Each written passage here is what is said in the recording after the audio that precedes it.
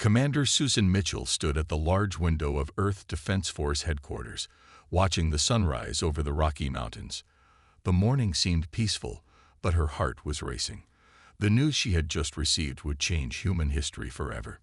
"Commander, they're requesting another transmission." Lieutenant Amy Bradford called from her station. The young officer's voice was steady, but her hands shook slightly as they moved across the holographic display. Susan took a deep breath and straightened her blue uniform. "Put them through on the main screen." The massive display flickered to life, revealing a tall, gray-skinned alien with multiple eye stalks and shimmering robes. The creature's mouth parts clicked as it spoke, its words automatically translated by Earth's advanced AI systems. "This is High Chancellor Zextal of the Galactic Council. Your time grows short, humans. Will you submit to our authority, or must we teach your species humility?" Susan's jaw tightened, but she maintained her composure. The last 12 hours had been a whirlwind since the massive alien fleet had appeared at the edge of the solar system. 50 ships, each larger than anything humanity had ever built, had emerged from what they called fold space. "High Chancellor," she replied, "I've forwarded your demands to Earth's leadership. We request more time to—" "Time is a luxury you do not have," Zextal interrupted. "The Council has spoken. Earth will join our hegemony, or it will face the consequences." The transmission cut off abruptly, leaving the command center in tense silence. Susan turned to her senior staff, their faces illuminated by the glow of their workstations. "Get me Admiral Collins," she ordered. "And someone wake up Ambassador Sullivan. She needs to hear this." Within minutes, Admiral Peter Collins's weathered face appeared on a secondary screen. Even through the video feed, his presence commanded respect. The Admiral had led Earth's forces through the Mars Rebellion 5 years ago, and if anyone could handle this crisis, it was him. "I take it our friends aren't feeling diplomatic today," he said, his voice grave. "No, sir. They're demanding an answer within 48 hours. Submit or face destruction." The Admiral's eyes narrowed. "The U.S. Defiant is ready. We've been running silent drills for the past 6 hours. How many ships have entered the system?" 50 confirmed vessels, sir. Their smallest ship is twice the size of our largest carrier." "Size isn't everything, Commander." A hint of a smile crossed the Admiral's face. "Remember the Battle of Thermopylae." Before Susan could respond, another alert flashed across her screen. Ambassador Mary Sullivan had arrived at the command center. The diplomat hurried in, her usual polished appearance slightly disheveled from the emergency summons. "Tell me we still have room for negotiation," Mary said, taking her place at the conference table. Susan shook her head. "They're not interested in talking, Ambassador. The High Chancellor made that clear. They see us as primitives who need to be controlled." "Primitives." Mary's expression hardened. "We've colonized Mars, built cities under the ocean, and mastered fusion power. We're not some Stone Age civilization. They can just push around." Admiral Collins cleared his throat. "Ambassador, with all due respect, I don't think they care about our achievements. They want control of Earth, and they're used to getting their way." The Admiral pressed some buttons on his end, and a tactical display appeared on the main screen. The Earth Defense Force fleet positions were marked in blue, while the alien vessels glowed an ominous red. "We have 28 ships ready for action," he continued. "The U.S. Defiant can lead the main battle group, while the U.S. Valiant and U.S. Intrepid protect Earth's orbital installations." 28 against 50. Amy Bradford spoke up from her station. "Sir, their technology is centuries ahead of ours." "Is it?" The Admiral's question hung in the air. "Lieutenant, what have your scans revealed about their ships?" Amy pulled up her analysis. "Their hulls are composed of materials we've never seen before. Energy readings are off the charts. But—" she paused, double-checking her data. "There's something odd about their shield configurations. They're layered in a way that suggests they've never had to adapt to our type of weapons." "Exactly." Admiral Collins nodded. "They're advanced, but they're overconfident. They haven't fought a serious battle in generations. Their technology has made them lazy. Commander Mitchell studied the tactical display. What about the civilian population? If we resist, they might target our cities. That's why we've been quietly activating the planetary shield network. A new voice joined the conversation. Chief Engineer Kevin Martinez stepped into the command center, carrying a tablet filled with technical readouts. The shield network. Ambassador Sullivan turned to him. I thought that was still in development. Kevin smiled. We've been running it at minimum power for the past year, disguising it as atmospheric research. If they scan us, all they see is regular Earth weather patterns. But when we power it up, he tapped his tablet, and a simulation showed a transparent blue dome forming around the planet. Will it hold against their weapons? Susan asked. Long enough for our fleet to bloody their nose, Kevin replied. They won't expect it. Just like they won't expect a lot of things about us. Admiral Collins straightened in his chair. Ladies and gentlemen, I know the odds look bad, but humanity didn't come this far by backing down from bullies. Commander Mitchell, begin evacuation procedures for all major cities. Lieutenant Bradford, I want continuous monitoring of their fleet movements. Ambassador Sullivan, keep the diplomatic channel open. Even if they won't talk now, they might change their minds when the fighting starts. And if they don't? Mary asked quietly. Then we show them why you should never corner a species that went from horse-drawn carriages to walking on the moon in less than 70 years. The Admiral's voice was firm. We show them why humanity has survived every challenge it's ever faced. Just then, Amy's console began beeping urgently. Sir, multiple ships breaking formation. They're moving toward Mars.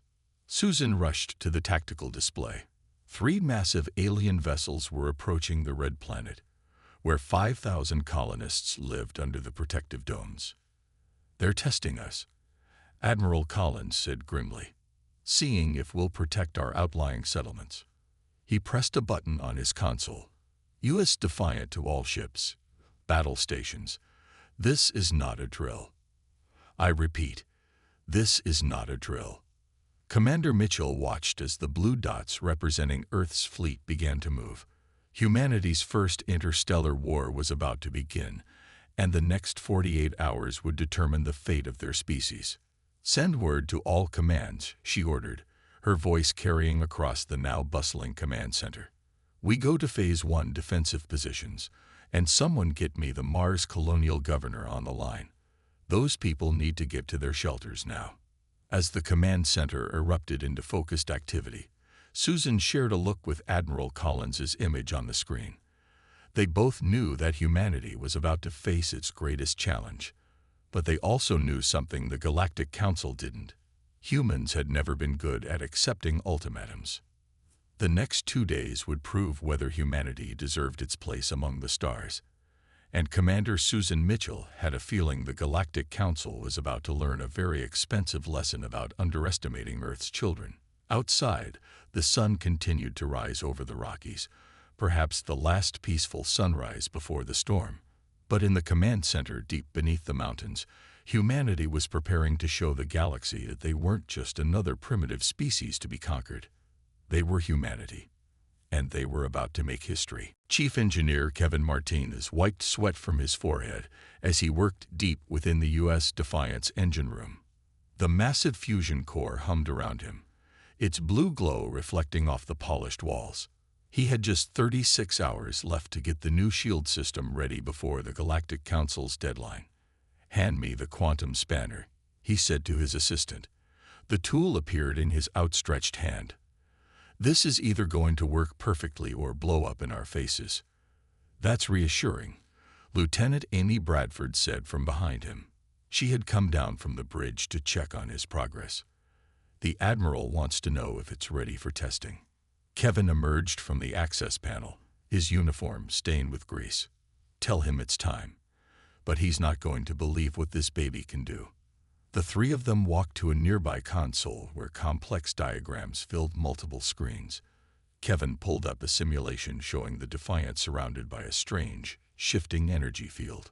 Traditional shields are like a wall, he explained, but this system works more like water. It flows around attacks, absorbs energy, and can even redirect it.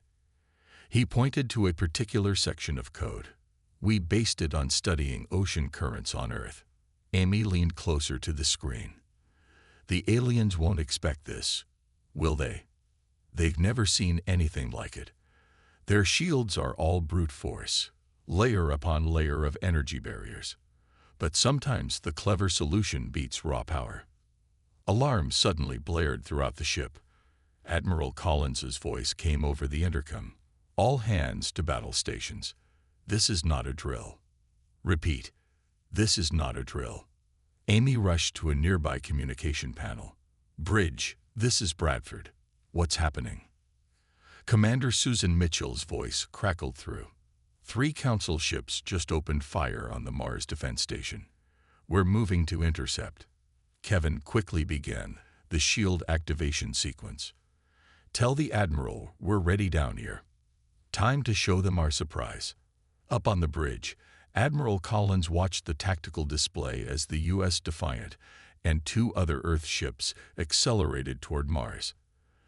The alien vessels were massive, shaped like arrowheads, and bristling with weapon ports. Status of the Mars station, he demanded. Their shields are holding, sir, a young officer reported, but they can't take much more. The Admiral's face hardened. Helm, bring us in on Vector 270. Engineering, stand by with the new shield system. Communications, open a channel to the lead alien vessel. The main screen flickered to life, showing a Viridian commander. The alien's scaled face showed contempt. You dare to interfere? Your primitives on Mars must learn their place.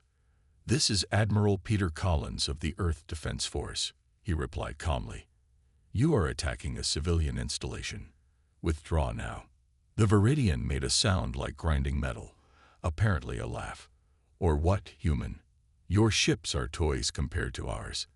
The Council's judgment is final. Have it your way. The Admiral cut the transmission. All weapons, target the lid ship. Engineering, activate the new shields. Let's show them what Earth's toys can do. The alien vessel fired first, a massive energy beam streaking toward the Defiant. But instead of impacting like a hammer blow, the beam seemed to flow around the Earth ship in strange patterns. In engineering, Kevin watched his readings with satisfaction. Shield efficiency at 98%. Energy capture successful. Energy capture? Amy asked, still manning the auxiliary station. Watch this, Kevin grinned. He pressed several controls. The energy that had been deflected around the Defiant suddenly shot back toward the alien ship, combined with the Defiant's own weapons fire. The Viridian vessel's shields flared brilliant purple under the unexpected double impact. On the bridge, the alien commander's face appeared again, this time showing shock. How? Your shields? Impossible. Admiral Collins allowed himself a small smile. That was a warning shot. The next one goes through your engine core. Stand down and withdraw from Mars orbit.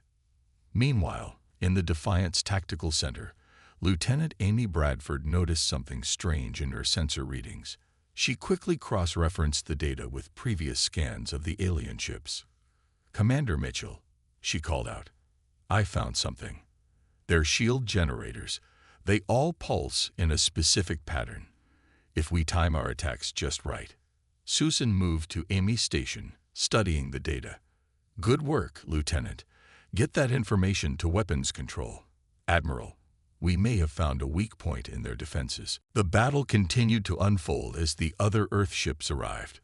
The aliens' superior firepower was fearsome, but their rigid tactics showed their inexperience with real combat. They had relied on overwhelming force for so long that they didn't know how to adapt when it failed. Multiple Council ships approaching from Saturn's orbit, an officer reported. They're trying to flank us. Let them come, Admiral Collins ordered. Signal the U.S. Valiant and U.S. Intrepid to execute Pattern Delta. Spring the trap. Hidden behind Mars' smaller moon demos, 2 more Earth ships powered up their engines.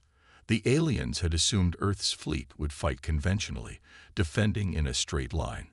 They weren't prepared for the guerrilla tactics humanity had perfected during the Mars Rebellion. In engineering, Kevin was pushing the new shield system to its limits. The energy absorption is working better than we hoped. Each hit makes our return fire stronger. Amy studied the battle data streaming across her screen. Look at their formation. They're bunching up. They still think they need to concentrate their firepower to break through our shields. That's going to cost them, Kevin replied. Basic physics. Energy has to go somewhere. And right now, somewhere is right back at them. On the bridge, Admiral Collins watched as the trap closed. The alien ships, trying to surround the Defiant, had positioned themselves perfectly for the valiant and intrepid surprise attack.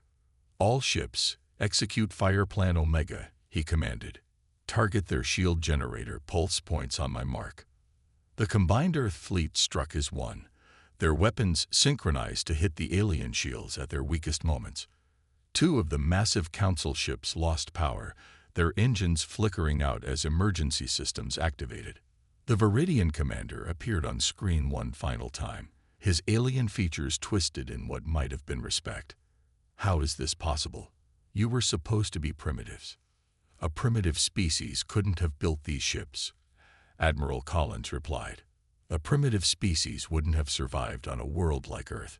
Remember that the next time you underestimate someone. As the Council ships retreated from Mars orbit, chatter filled the Earth fleet's communication channels. They had won their first battle against the galaxy's supposed masters. But everyone knew this was just the beginning. In engineering, Kevin and Amy watched the power levels return to normal. The shield system had performed beyond their expectations, but they already saw ways to improve it. Not bad for primitives, Kevin said, patting the engine core. But we're going to need more tricks before this is over. Amy nodded, already working on new calculations. They'll adapt to this strategy. We need to be ready. Commander Mitchell's voice came over the intercom. All hands, stand down from battle stations. Good work, everyone. But stay alert. They'll be back. And next time, they'll be angry.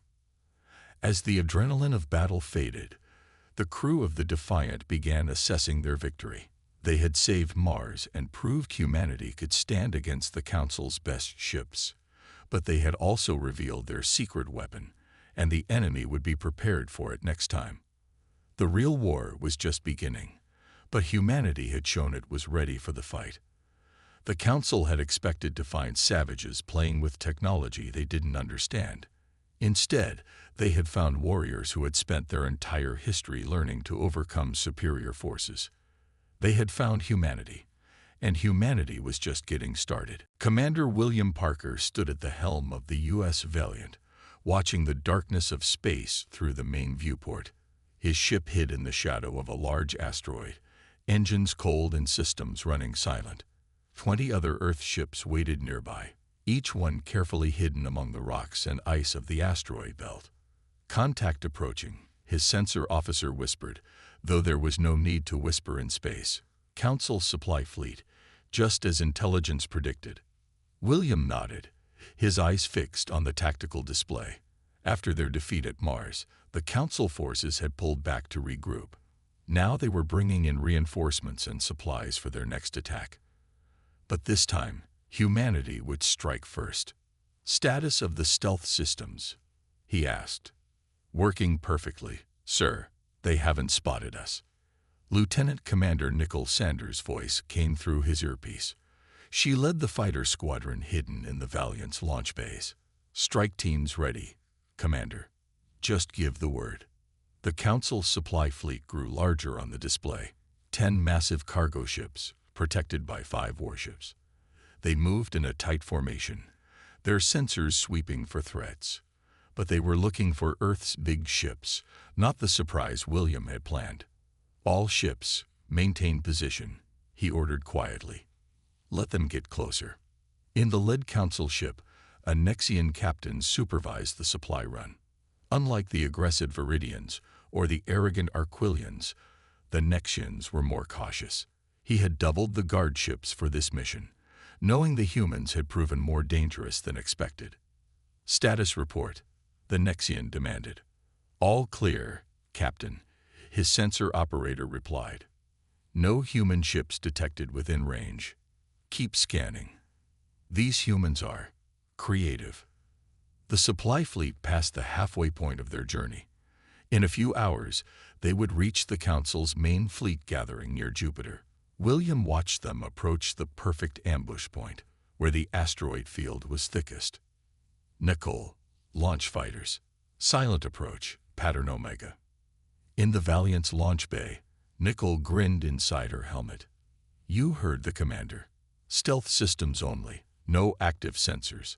Follow your wing leaders and stick to the plan." 40 small fighters slipped out of hidden bays throughout the asteroid field. Their new stealth coating, developed after studying the Council's sensor technology, made them nearly invisible. They glided between the rocks, powered by momentum alone, approaching the supply fleet from all sides. The Nexian captain felt uneasy. Something wasn't right. The asteroid field seemed too quiet, too empty. "Launch a probe," he ordered. "Full sensor sweep." But before the probe could launch, all hell broke loose. "Now," William commanded. The fighters struck first. They powered up simultaneously, appearing like ghosts in the night. Their weapons had been specially modified based on the data from the Mars battle, designed to slip through the gaps in Council shield patterns. The Nexian captain barely had time to shout a warning before the first explosions rocked his ship. The fighters struck with surgical precision, targeting engines and weapon systems. 2 cargo ships lost power immediately, their engines dark. "All ships, execute attack plan Delta," William ordered. The Earth fleet emerged from hiding, their weapons already firing. The Council ships tried to form a defensive circle, but they were too slow, too surprised. Nicole led her fighter squadron through the chaos, dancing between enemy fire. "Keep them split up. Don't let them coordinate their shields." The Council warships fought back hard, their superior weapons blazing. But the humans had learned from their first battle. They struck from multiple angles, never staying still, using the asteroids as cover. In the Valiant's engine room, the engineering team watched their new stealth systems perform perfectly. "Power output steady," the chief engineer reported. "They still can't get a lock on us." The battle turned into a deadly dance. Council ships tried to protect their cargo vessels, but they couldn't be everywhere at once. Human fighters slipped through gaps in their defense, striking critical systems with precision. "Status report," the Nexian captain shouted as his ship shuddered from another hit.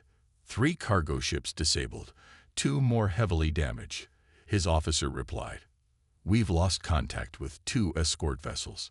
Captain, we can't hold them off." William watched the battle unfold on his tactical display. The Council ships fought well, but they were trained for formal fleet battles, not this kind of close-quarters combat. Among the asteroids, Earth's smaller, more agile ships had the advantage. "Nicole, target their command ship's communication array," he ordered. "Cut them off from calling reinforcements." "Copy that," she replied. Her squadron regrouped, forming an attack pattern they had practiced countless times. "All fighters, follow me in. Watch for debris and stay in your partner's shadow." The fighter attack was beautiful in its precision. They weaved through enemy fire like a school of fish, each protecting the others. Their combined fire knocked out the command ship's main communication dish. "Sir," William's tactical officer called out, "Council ships are breaking formation. They're trying to retreat."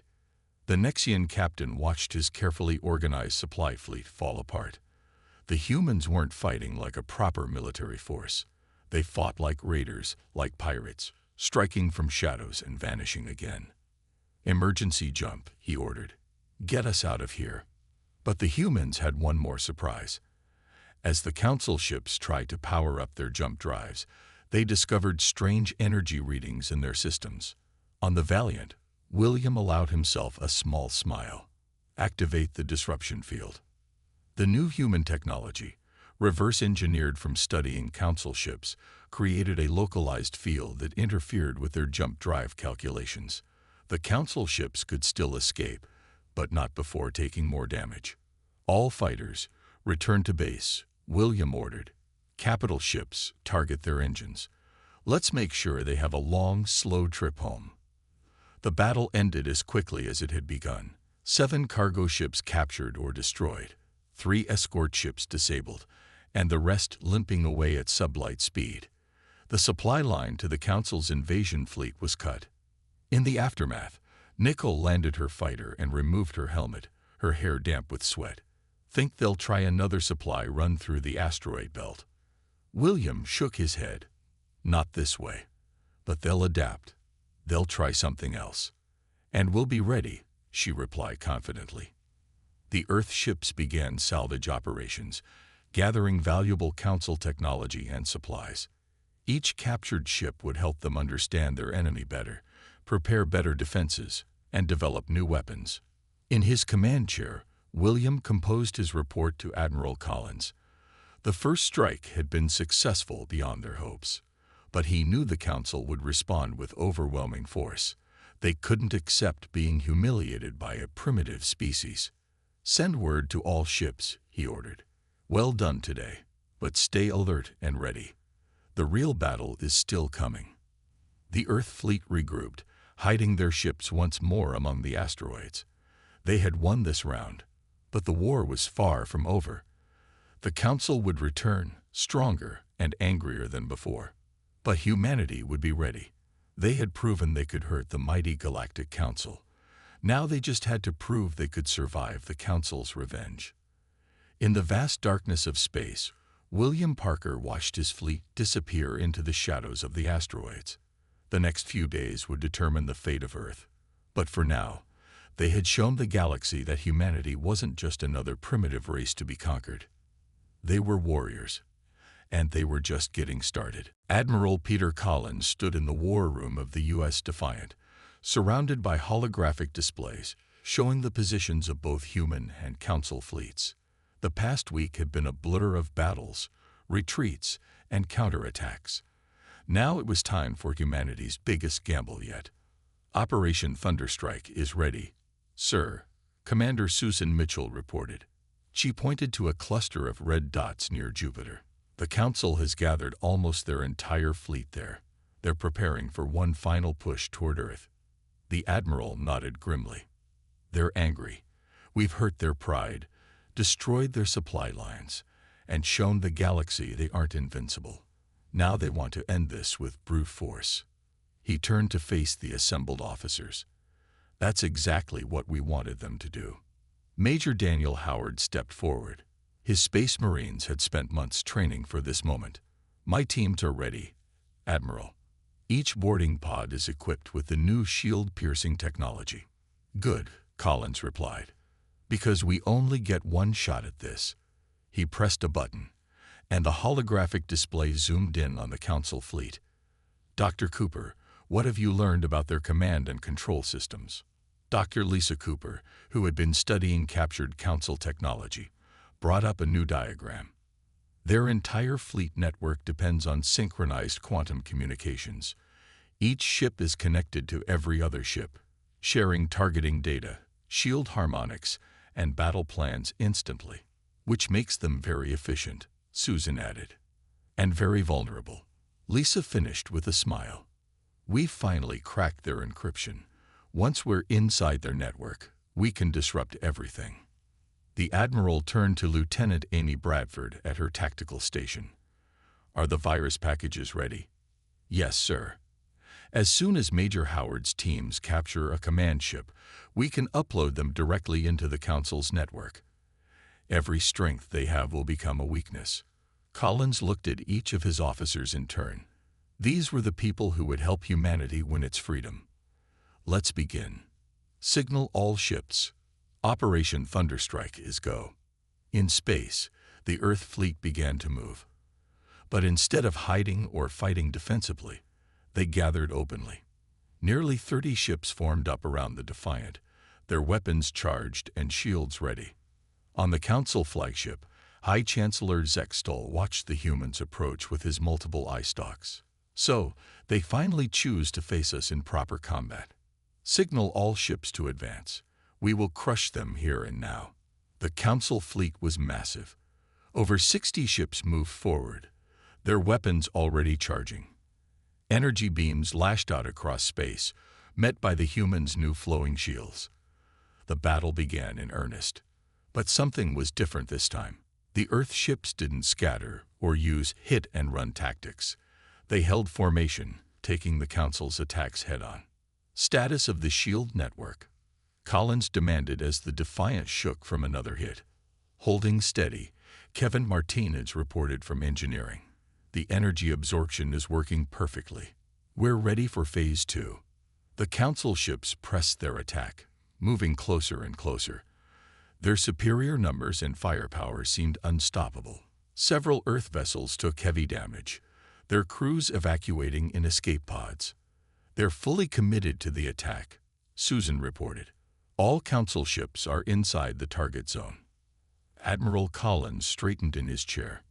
Now, Major Howard, launch boarding operations. Hidden among the debris of the damaged Earth ships, hundreds of small pods suddenly powered up. Each one carried a team of Space Marines, and each was protected by the new shield-piercing technology developed from captured Council devices. The pods shot through space like bullets, too small and fast for the Council's weapons to target effectively. They slammed into the hulls of 5 different command ships, cutting through shields that could stop capital ship weapons. Boarding successful, Daniel reported from his pod. My team is through the outer hull, beginning internal operations. The Council ship's crews were caught completely by surprise. They had never imagined that humans would dare to board their vessels. The Marines moved quickly through the corridors, using stun weapons and shock grenades to subdue resistance. Meanwhile, the main battle continued to rage. Earth ships were taking heavy damage, but they held their position, keeping the Council fleet bunched together. Time to target, Collins asked. Major Howard's team is 3 decks away from the primary command center, Amy reported. Council security is responding, but our armor is resistant to their weapons. Inside the Council command ship, Daniel led his Marines through another firefight. The aliens were brave, but they weren't prepared for close-quarters combat with human soldiers. Command center breached, he reported, firing another stun burst. Beginning upload of the virus package. Dr. Cooper watched her screens intently as the virus entered the Council's network. Integration successful. Their quantum network is accepting our code. Starting system disruption in 3, 2, 1. Suddenly, chaos erupted among the Council fleet. Ships lost power, shields failed, and weapons systems went dark. The complex network that made them so effective turned against them. All ships, execute attack pattern Delta, Collins ordered. Target their engines and weapons. Disable, don't destroy. The Earth fleet sprung into action. Now it was their turn to press the attack, striking precisely at the Council's weakened ships. One by one, the mighty vessels of the Galactic Council fell silent. On his flagship, High Chancellor Zextol watched in horror as his fleet fell apart. Impossible. How could primitives do this? How could they understand our technology so quickly? That's the problem. Admiral Collins replied over an open channel. You think technology alone makes a civilization advanced, but humanity's greatest strength has always been our ability to adapt, to learn, and to turn our enemies' strengths against them. The battle turned into a rout. Council ships either surrendered or tried to flee, but their jump drives had been disabled by the virus. In less than an hour, the mighty invasion fleet had been reduced to floating hulks. Major Howard and his Marines secured their objectives, taking control of 5 Council command ships. Dr. Cooper's virus gave them complete access to the Council's military database. And most importantly, humanity had proven itself more than a match for the galaxy's supposed masters. Send word to Earth, Collins ordered. The Council fleet is defeated. Begin recovery operations and prepare to receive prisoners. As the adrenaline of battle faded, The crew of the Defiant allowed themselves to celebrate. They had faced the full might of the Galactic Council and emerged victorious. "Think they'll try again?" Susan asked quietly. Collins shook his head. "Not like this. They'll have to accept that humanity isn't just another primitive species to be conquered. We've earned our place among the stars." In the aftermath of the battle, rescue ships moved among the debris, collecting survivors from both sides. The Council's mighty fleet was in ruins, and with it, their reputation for invincibility. The war wasn't over yet. There would be diplomatic battles ahead, negotiations, and probably more fighting. But humanity had proven something important. They belonged in the galaxy, whether the Council liked it or not. As Admiral Collins watched his fleet secure their victory, he knew that the universe would never be the same. Humanity had arrived on the galactic stage, and they had made quite an entrance. The Great Hall of the Galactic Council looked very different now. Where once the Arquillian High Chancellor had sat alone at the highest seat, now representatives from Earth sat at the same level. The peace talks had been going on for 3 days, and Ambassador Mary Sullivan couldn't help but smile at how far humanity had come. "The terms are simple," she said, her voice carrying across the chamber. "Earth will join the Galactic Council, but as an equal member, not a subject race. Our technology and military will remain under our control." High Chancellor Zextel's eye stalks twitched with barely contained frustration. The defeat of his fleet had shaken the Council's authority throughout the galaxy. Other species were watching these negotiations very carefully. "You ask for much, humans," he clicked. "Your species is still young." "Young doesn't mean weak," Mary replied calmly. "We've proven that already." In orbit above the Council homeworld, the U.S. Defiant maintained its guard position. Admiral Peter Collins watched the proceedings through the video feed, ready to act if anything went wrong. The Earth fleet had earned the respect of the galaxy, but trust would take longer to build. "Status report," he asked Commander Susan Mitchell. "All quiet, sir. Council ships are maintaining their agreed distance. Lieutenant Bradford's new sensor network is working perfectly. No surprises coming our way." The Admiral nodded. After their victory in Operation Thunderstrike, the Council had tried one last desperate attack. It had failed even more badly than the first, thanks to humanity's growing understanding of alien technology. Now, 3 months later, peace was finally within reach. Back in the Council chamber, the various alien representatives were discussing Earth's terms. The Viridians, who had fought the humans directly, seemed the most supportive. They had learned to respect Earth's military prowess. "The humans have proven themselves worthy," the Viridian commander growled. "Their tactics are now required study at our war academy." This brought murmurs of agreement from other species. The humans' ability to adapt and innovate had impressed many. Some were already seeking trade agreements and technology exchanges. Mary watched the reactions carefully.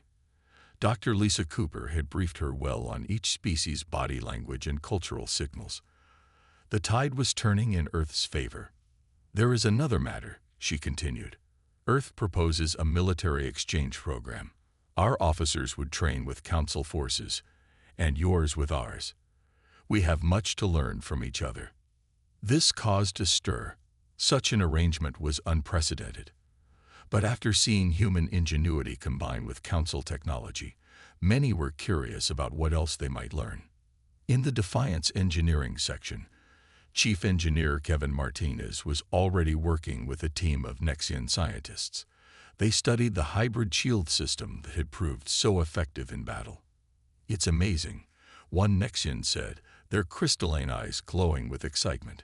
"You took our basic principles and found applications we never imagined. How did you think of this?" Kevin shrugged. "On Earth, we learn to use what we have. Sometimes the best solutions aren't the most obvious ones."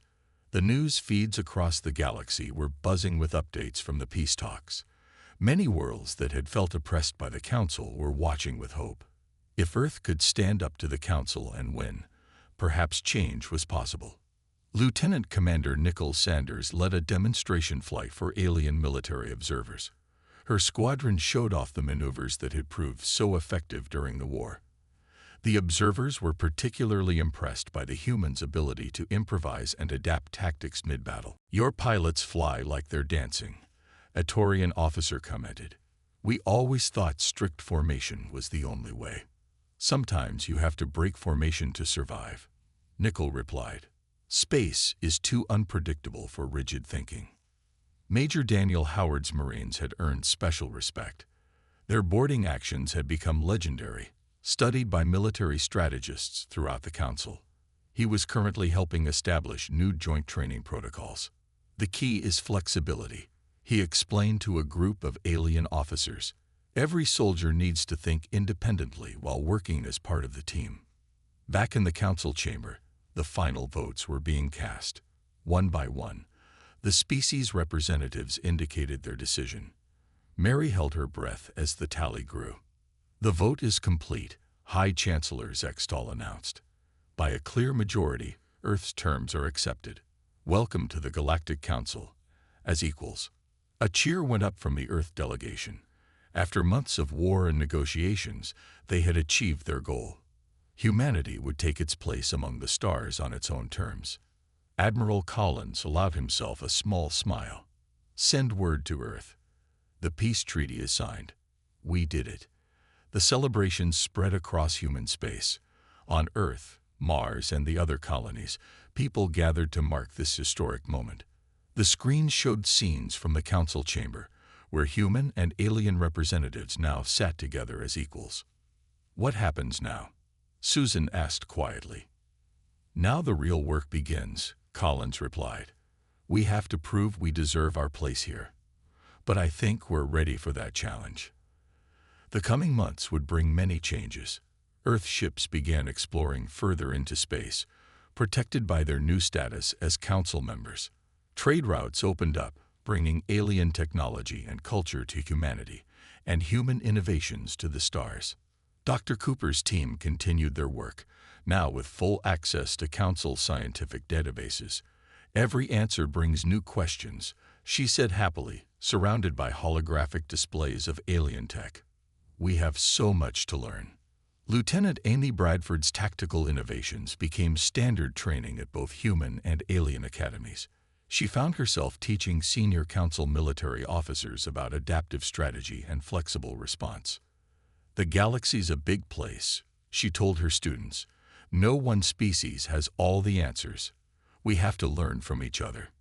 Even the Arquillians, who had once dismissed humans as primitives, began to change their view. Their representatives worked closely with humans on various Council projects, learning to respect Earth's unique perspective. As the first year of peace drew to a close, humanity had already made its mark on galactic civilization. Earth's creativity and adaptability brought fresh thinking to the ancient Council, and the Council's vast knowledge helped humanity grow faster than ever before. Mary Sullivan, now Earth's permanent ambassador to the Council, often stood at the great window of the Council chamber, looking out at the stars. The galaxy had changed forever, and humanity had helped change it for the better. "We did more than win a war," she told Admiral Collins during one of his visits. "We showed the galaxy a new way forward. Together." The Admiral nodded, watching Council and Earth ships patrol together. "That's always been humanity's greatest strength. We don't just survive. We learn, we grow, and we help others grow too." As night fell on the Council world, the lights of 1,000 ships twinkled in orbit. Human and alien crews worked side by side, learning from each other, building something new. The war was over, and a new chapter in galactic history had begun. Humanity had arrived on the galactic stage, and they were here to stay.